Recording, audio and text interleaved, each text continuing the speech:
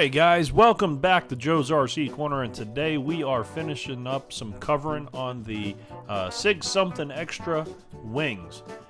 So we're using that new cover from valuehobby.com. I'll put the link in the description.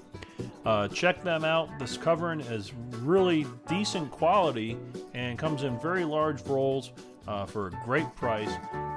Not sponsored by them. I just really like the product, and I'm going to share that with you guys.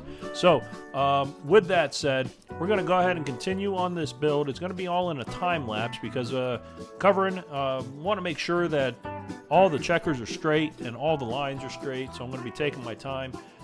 So it would have been a really long video, so the time lapse is going to work great for it. But pay attention. If you have any questions on any specific points in this, leave those in the comments, and I will definitely take a look at them. And maybe on the next video, while I'm building the fuselage, I can take a minute and maybe just kind of zoom in a little bit more on any details that you guys might be looking for. So with that said, enjoy the video and enjoy the music. And throughout the video, I'm going to be putting up some links and cards to some channels that I subscribe to and really enjoy watching videos of.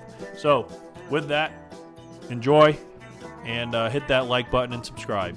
Thanks, guys.